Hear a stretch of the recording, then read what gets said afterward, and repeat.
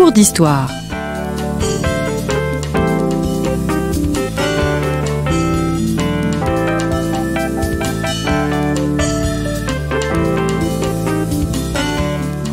On retrouve Christophe Dickès.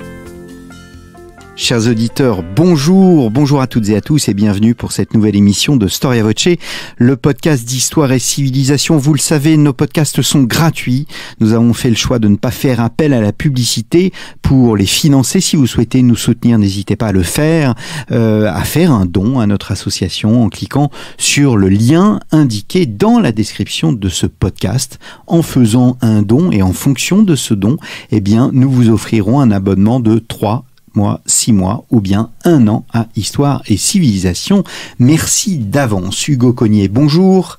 Bonjour. Merci d'être revenu pour la 3e fois à ce micro, ancien élève de l'ENA et de l'ENS. Vous venez de publier La mort de la Troisième République aux éditions Perrin, avec comme sous-titre 10 juillet 1940, de la défaite au coup d'État. Nous vous suivons, pour ainsi dire, jour après jour, heure après heure. Nous suivons bien évidemment les événements qui ont provoqué la mort de la Troisième République. Nous avons entamé avec vous une série de 3 cours d'histoire sur le sujet.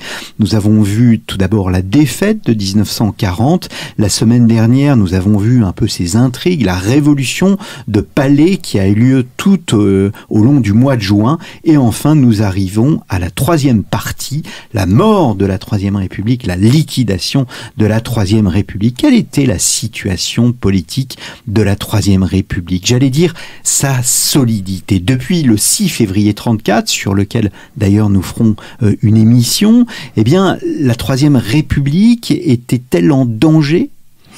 La Troisième République était fragile, c'est certain, mais elle s'était ressaisie au cours des années 30. Le point bas de la Troisième République, c'est plutôt la période s'étendant de 1932 au 6 février, justement, des élections législatives de juin 32 au 6 février, puisque pendant cette période, l'instabilité ministérielle est à son comble. On a, si ma mémoire est bonne, 5 gouvernements qui durent un peu plus de 4 mois chacun. Après, la Troisième République se ressaisie progressivement, et notamment en 38-39, quand Édouard Daladier est président du Conseil, on va vers davantage de renforcement d'exécutif. On a un gouvernement qui dure plus longtemps, qui est plus stable. Mais évidemment, c'était fragile, ce redressement était relatif et récent. Donc une Troisième République qui n'est pas forcément adaptée, les institutions de 75 et surtout la lecture très parlementaire qu'on en fait, la constitution Grévy que j'avais évoquée lors du premier épisode, le premier podcast, n'était sans doute plus adaptée au XXe siècle et à ses défis. Moyennant quoi la Troisième République aurait pu durer plus longtemps. Il n'y a jamais de fatalité.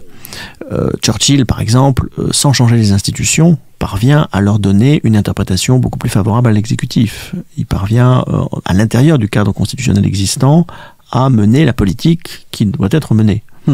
Donc il n'y avait pas de fatalité. Et la Troisième République aurait pu continuer encore quelques temps sans ce choc terrible de la défaite, et surtout sans l'action d'une poignée d'hommes qui sont décidés à tourner la page.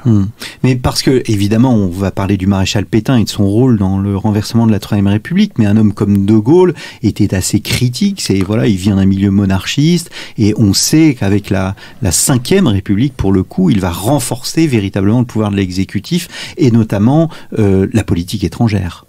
Absolument, c'était son prisme en quelque sorte, sa lecture des institutions.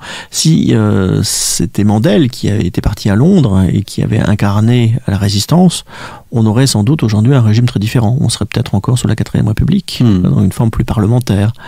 Il y aurait eu nécessairement, me semble-t-il, un renforcement du pouvoir exécutif, mais on serait peut-être pas allé si loin dans le sens monarchique, disons, de la 5e République, dans le parlementarisme rationalisé, dans le fait que tout aujourd'hui dépend du président de la République. On a peut-être poussé le curseur un peu loin dans l'autre sens, mais c'est en partie en réaction. Et De Gaulle a conçu les institutions de la Cinquième République en réaction aux événements de 1940, notamment une disposition comme l'article 16, par exemple, qu'il a voulu explicitement pour parer à tout effondrement de l'État tel que celui auquel il avait assisté. Un dernier point sur la faiblesse au fond de ce régime, et d'ailleurs vous faites la réflexion, hein, l'Allemagne appréciait le fait qu'il y ait un régime républicain en France, et même à l'origine de la Troisième République, Bismarck soutient les républicains parce qu'il considère la Troisième République comme, il voit la part de faiblesse qu'il y a dans la Troisième République. Est-ce que Hitler, au fond, ne se contentait pas de cette situation de républicaine? Si, il se serait sans doute contenté, même après la défaite de française, donc de 1940. Il n'a jamais réclamé le changement de régime. Ce sont les Français eux-mêmes, en tout cas un certain nombre d'entre eux, qui ont pris l'initiative. Il n'y a pas eu de demande de l'Allemagne explicite de réforme des institutions françaises. Alors justement, est-ce qu'il faut voir dans l'arrivée au pouvoir du maréchal Pétain un plan mûrement réfléchi, et si oui, par qui? Alors, mûrement réfléchi, il n'y a pas eu de complot, comme on l'a dit en 1945, au moment du procès du maréchal, pas eu de complot mené depuis plusieurs années. On avait ce fantasme au moment du procès du maréchal en 1945, d'un complot ourdi depuis 1936, ou en tout cas 1938, impliquant la cagoule, etc. Rien de tout cela n'est établi. Simplement, on a des personnalités qui ont saisi l'occasion, à partir de la fin mai, comprenant que la défaite militaire était certaine, ont saisi l'occasion et sont passés à l'action pour prendre le pouvoir et établir un régime conforme à leurs vœux. Ce qui supposait de renverser Reynaud, de demander l'armistice et d'obtenir donc de quitter la guerre finalement, de s'opposer à ceux qui voulaient gagner Londres ou gagner Alger pour continuer le combat. Et vous le disiez la semaine dernière, même si vous n'avez pas utilisé l'expression, mais Pétain fait figure de sauveur, fait figure de... c'était un personnage absolument indiscutable. Plus que cela, il s'inscrit dans une politique d'union nationale.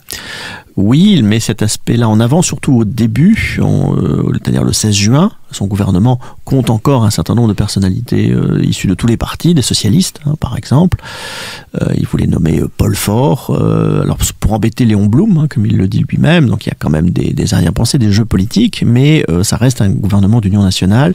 Et Pétain, effectivement, c'est une grande figure rassembleuse, et dans le malheur de la patrie, dans ce désastre de la défaite, de l'exode, de la décomposition des pouvoirs publics, qui est quand même quelque chose d'assez marquant, évidemment tout le monde se tourne vers cet homme providentiel. Et son aura est maximale. Et il va s'en servir, malheureusement, dans un premier temps, pour abattre les institutions. Alors c'est un militaire qui est désormais président du Conseil, nous l'avons vu, à la suite de la démission de Paul Reynaud, et un militaire est habitué à être obéi sans discussion. Oui, et il demande donc immédiatement l'armistice. Dans la nuit du 16 au 17, on demande l'armistice aux Allemands via l'Espagne, essentiellement. Il faut bien voir que Pétain dispose d'un canal secret. Personne ne le savait à l'époque, notamment parce que Pétain était sourd, donc il n'utilisait pas le téléphone. Le téléphone était mis sur écoute. Toutes les représentations diplomatiques à Paris étaient sur écoute du gouvernement. Mais comme il était sourd, il n'utilisait, ou un peu malentendant, disons, il n'utilisait pas le téléphone, et finalement ça l'a servi très bien, puisque c'était des propos tenus en direct, en quelque sorte, sans témoin, qui pouvaient être démentis. Et donc il a un canal de négociation qui est l'ambassadeur d'Espagne, dont il faut dire un mot, l'ambassadeur Le Quirica, qui est un personnage très important, qui est souvent méconnu. Le Quirica est donc l'ambassadeur d'Espagne à Paris, de même que Pétain était ambassadeur de la France à Madrid, donc il était normal que les deux hommes entrent en relation.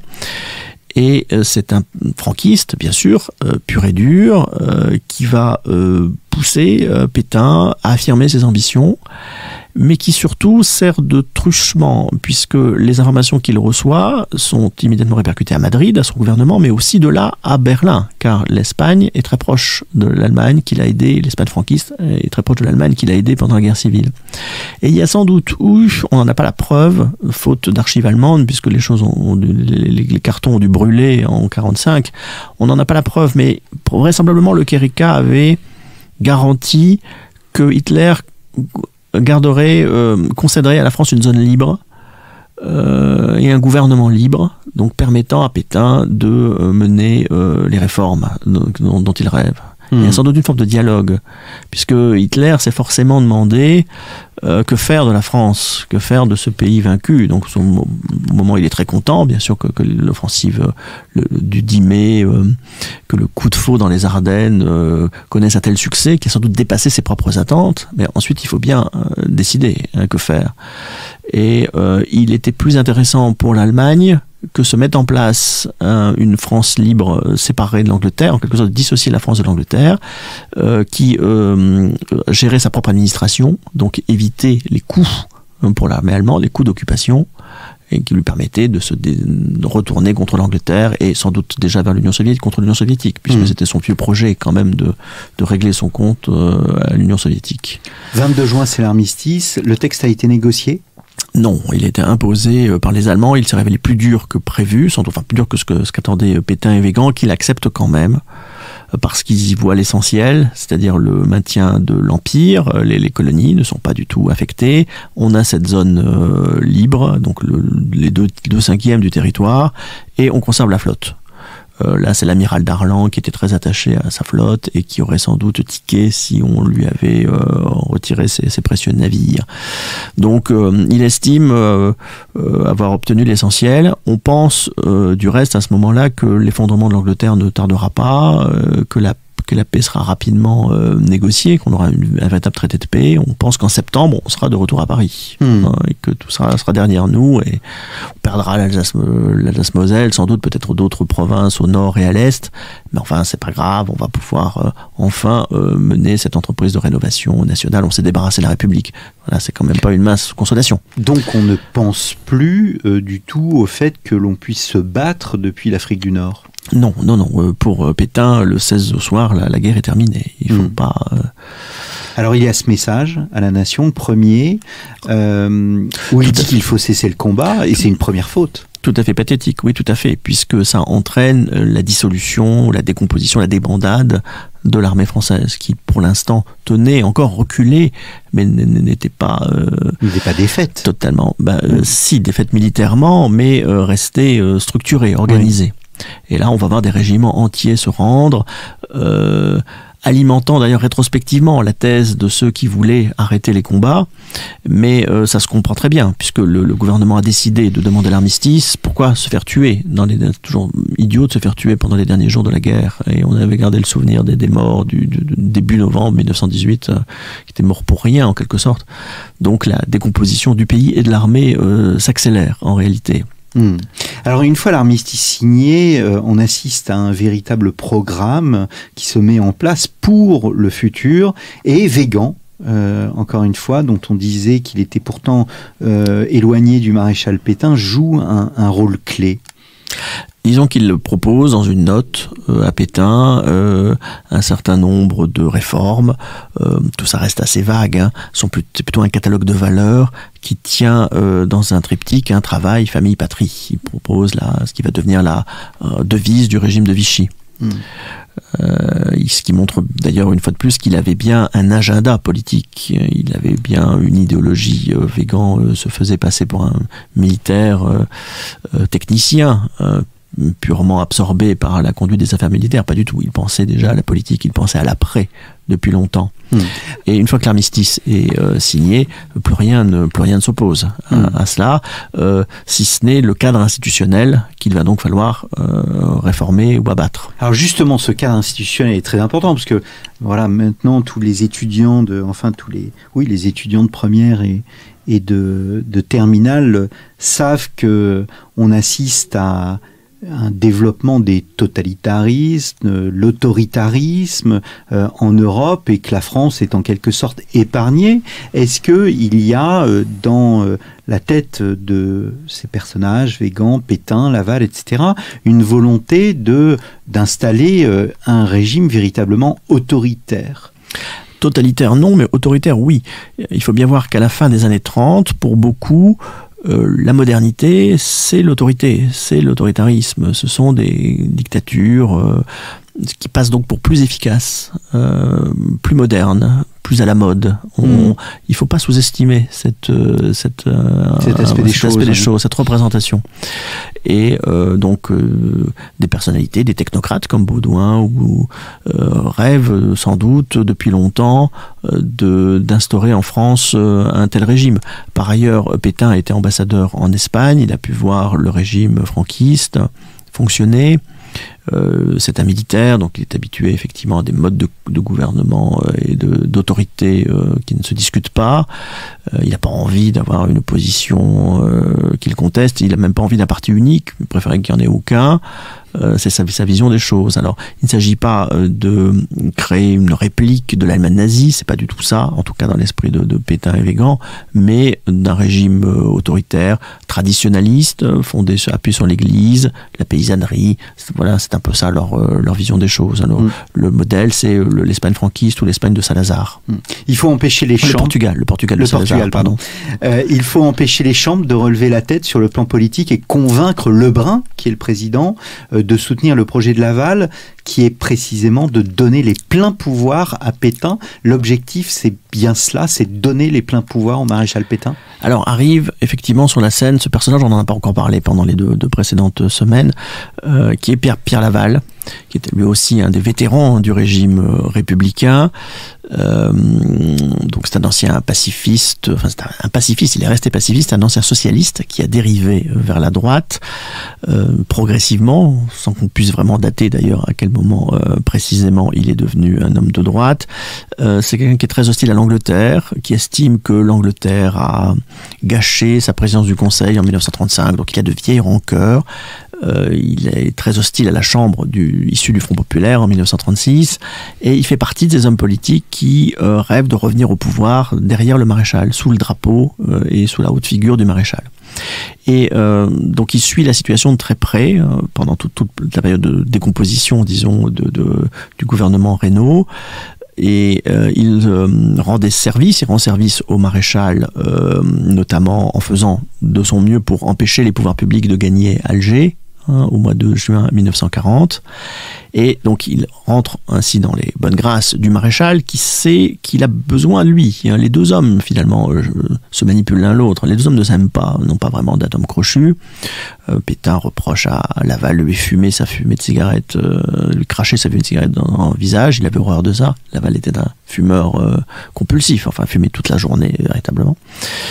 Et puis Pétain ne supportait pas le débraillé de Laval, c'était pas du tout le même genre d'homme, et enfin il se méfiait bien sûr d'un ancien parlementaire comme Laval, de surcroît corrompu, notoirement corrompu, puisqu'il avait édifié une fortune tout à fait illégale avec des pots de vin. Bon, c'est un personnage assez trouble.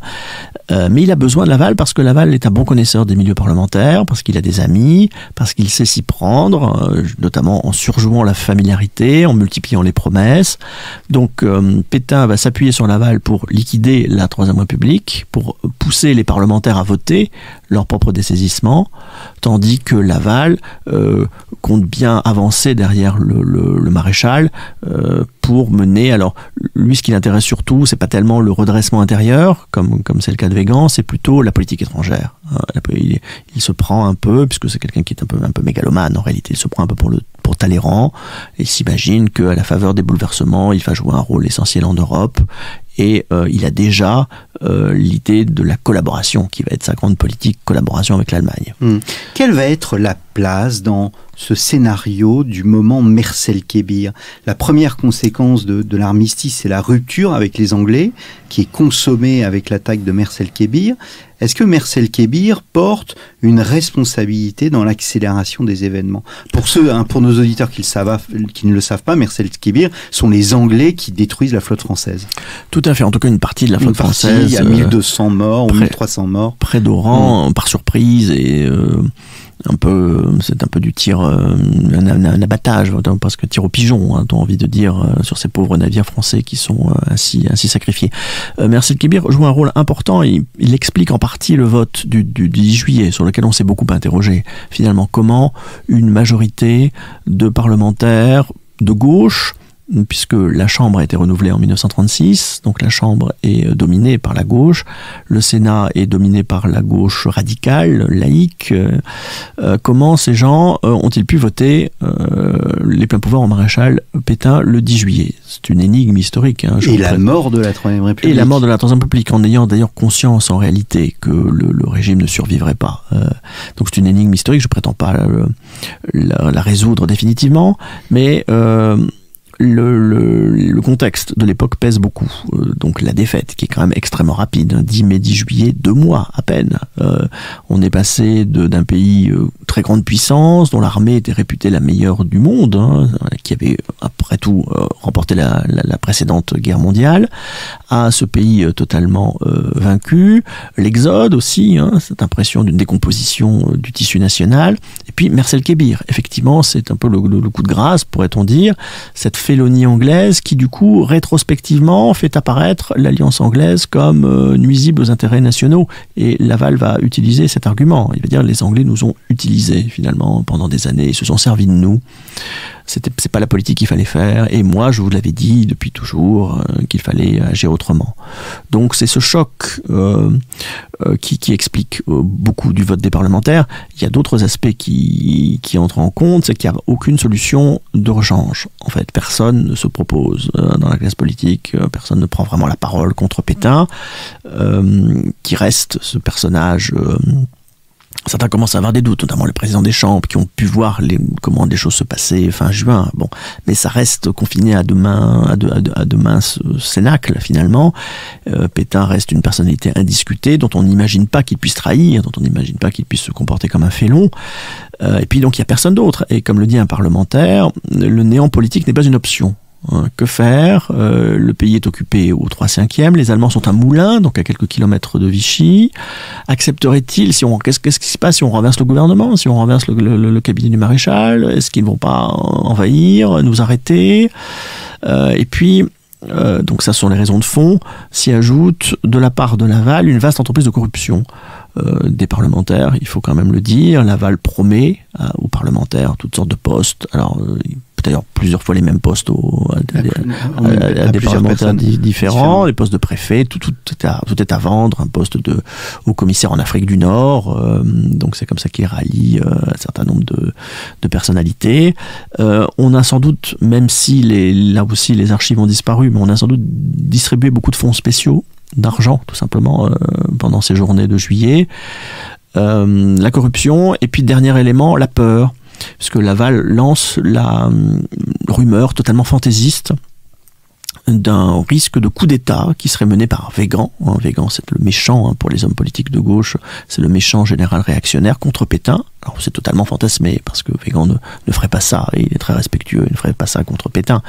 Mais voilà, donc il faut voter pour le maréchal républicain si on veut éviter que le général monarchiste, puisqu'il était monarchiste ou crypto-monarchiste Weygand, s'empare du pouvoir avec ses troupes. Donc on raconte que des troupes ont été réunies à Clermont-Ferrand, notamment qui sont prêtes à venir à marcher sur Vichy, et certains parlementaires se rendent à Vichy en préparant des valises, du linge, en prévision de leur future incarcération. C'est-à-dire qu'ils se disent on va être arrêté juste après ou pendant, comme le 18 Brumaire, dans d'autres coups d'État de l'histoire. Donc voilà, préparons-nous au pire. Donc le Parlement n'est pas complètement libre le 10 juillet. La loi constitutionnelle est votée, vous le montrez très bien, parce que Laval finalement transforme le vote en un plébiscite ou non à Pétain. Ce n'est pas un changement constitutionnel au fond, c'est est-ce que vous dites oui ou non au maréchal Pétain. Et il n'y a personne d'autre. Il n'y a pas de solution de rechange. C'est peut-être le mot de la fin, c'est que n'est-ce pas la faiblesse de la Troisième République? Elle a toujours trouvé en période de crise des sauveurs, Clémenceau pendant la Grande Guerre, Poincaré en 1926 pendant la crise financière, Doumergue en 1934. Il n'y avait plus personne en 1940 en dehors du maréchal Pétain? Tout à fait. Il y a certes un petit nombre de personnalités qui cherchent à tuer la République, mais il y a aussi des défenseurs naturels du régime qui ne se sont pas dressés. Il n'y avait personne pour la protéger. Reynaud aurait pu jouer ce rôle. Il n'a pas tenu le choc en réalité. Il s'est effondré moralement, comme d'autres, comme Herriot sans doute, comme Jeannet dans une certaine mesure.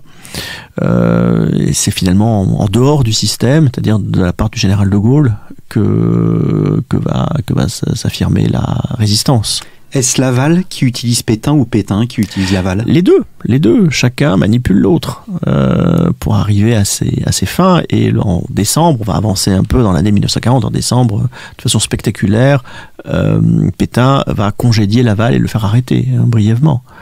Donc, c'était pas la potiche. Pétain n'est pas la potiche, n'est pas dominé par son entourage. En tout cas, autant qu'on le dit. Il est vrai qu'il a des moments un peu de gâtisme, des moments de faiblesse, mais il sait quand même mener sa barque pour l'essentiel, et il sait se servir aussi de cet entourage qui ne pense qu'à se servir de lui. Eh bien, merci beaucoup Hugo Cogniet. La mort de la Troisième République, 10 juillet 1940, de la défaite au coup d'État, un livre absolument passionnant, est paru aux éditions Perrin. Il me reste à vous remercier, chers auditeurs, pour votre fidélité à Storia Voce. N'hésitez pas, si vous ne les avez pas encore écoutés, à vous reporter donc à la première émission, au premier volet intitulé Vers la défaite, 1940 vers la débâcle, et à la deuxième émission, 1940, la révolution de Palais. Merci beaucoup, et je vous donne rendez-vous la semaine prochaine pour un nouveau numéro de nos cours d'histoire.